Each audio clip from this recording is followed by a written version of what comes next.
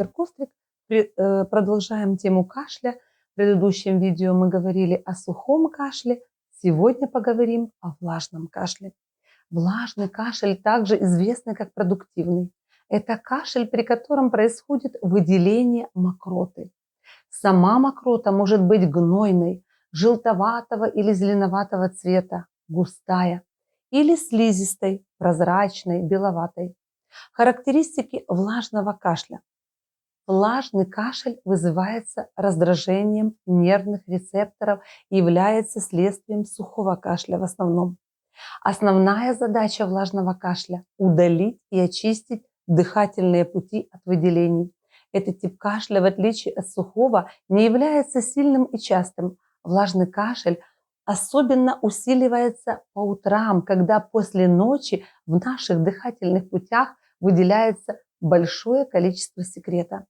Влажный или продуктивный кашель, его развитие происходит по мере прогрессирования заболевания, когда в бронхиальном дереве скапливается секрет. Пациенты с влажным кашлем описывают его как остаточные выделения в груди. Кроме того, проблемы со сном часто возникают из-за того, что секреты стекают по задней стенке глотки. Может быть много причин влажного кашля, например, муковисцидоз, аллергия или бактериальная инфекция. При лечении влажного кашля используются отхаркивающие средства, которые одновременно разжижают выделение и уменьшают его количество. Влажный кашель обычно следует за сухим кашлем, может сопровождаться выделением из горла, носа, бронхов. Кроме того, может появиться одышка, боль в груди и першение в горле. Маленькие дети откашливают свою слизь вверх, потому что они еще не могут ее выплюнуть и, следовательно, снова ее проглатывают. Такая ситуация негативно сказывается на желудке, который автоматически раздражается, что может привести к рвоте, спровоцированной кашлем. При мокром кашле пациент чувствует, что в дыхательных путях задерживается выделение. На что же указывает влажный кашель? Определенные причины кашля зависят от характера мокроты. Очень тревожный симптом – это наличие крови в мокроте, что требует дальнейшей срочной диагностики. Кровь в мокроте может указывать на туберкулез, рак легких или бактериальную пневмонию. Кроме того, кровохарканье может быть следствием травм легких, желудочковой недостаточности или употребления стимуляторов, таких как кокаин, например. Кашель, сопровождающийся гнойным отхождением мокроты, характерен для бактериальных инфекций дыхательных путей, таких как гайморит, пневмония, гнойный бронхит. На самом деле очень редко, потому что до 90% бронхитов в основном вирусные. Продуктивный хронический кашель с образованием густых слизистых выделений по утрам является симптомом хронической обструктивной болезни легких. Хроническая обструктивная болезнь легких – это, как можно сказать, хронический бронхит с эмфиземой, поражающий в основном курильщиков. В случае вирусных инфекций верхних дыхательных путей также возможно развитие кашля с небольшими выделениями слизи. Если кашель сопровождается неприятным запахом изо рта, вероятно, человек заразился анаэробными бактериями. С другой стороны, наличие комков и пробок при кашле говорит о том, что мы имеем дело с муковисцидозом или грибковой инфекцией. Влажный кашель предназначен для удаления секрета из наших дыхательных путей, поэтому вам не следует подавлять кашлевой рефлекс. Чтобы облегчить отхождение мокроты, вам следует пить много жидкости или использовать солевые ингаляции. Кроме того, полезно слегонца похлопать себя по груди или принять положение, способствующее удалению выделений. Пациентам часто назначают отхаркивающие средства в виде таблеток или сиропа, тогда как у детей и интубированных пациентов секреты, то есть выделения, отсасываются. Сиропы, предназначенные для лечения влажного кашля, предназначены для разжижения слизи. Обычно они содержат экстракты примулы, плюща обыкновенного, тимьяна, первоцвета, чабреца, солодки, подорожника. Благодаря им на стенках дыхательных путей создается слизистый слой, который помимо защиты от раздражения позволяет лучше эвакуировать остаточный секрет. В отхаркивающих средствах наибольшее значение имеют муколитические препараты, разжижающие секрецию путем разрушения дисульфидных мостиков кислых мукогликопротеинов, и секретолитические препараты или муколитические. Они еще называются главным образом разжижают мокроту, воздействуя на ее физические и химические свойства.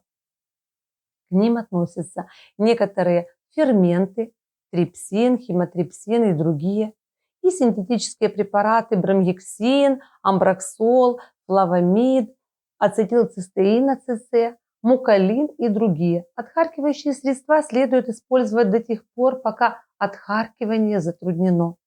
Что касается пациентов, находящихся на паллиативной помощи, те, которые не могут откашливать мокроту, для их облегчения вместе с противокашлевыми препаратами назначают препараты, уменьшающие количество выделений, остающихся в дыхательных путях.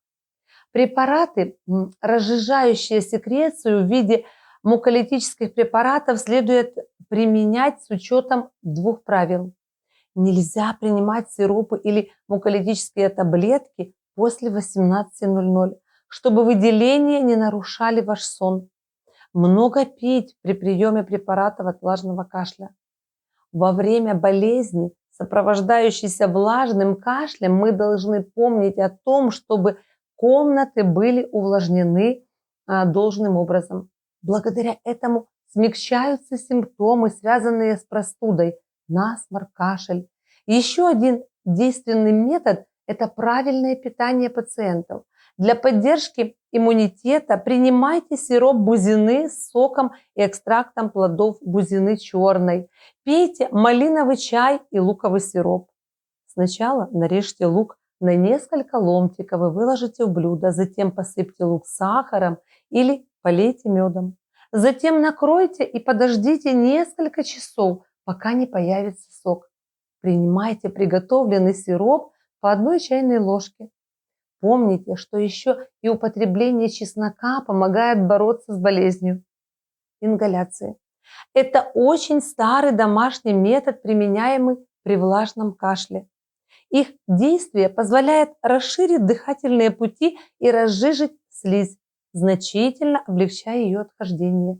Ингаляции обычно готовят на основе эфирных масел, которые последовательно заливают кипятком. Затем следует наклониться к приготовленному настою и накрыть голову полотенцем для улучшения циркуляции ароматного пара. Наилучшими свойствами обладают масла с интенсивным ароматом, такие как мята или эвкалипт.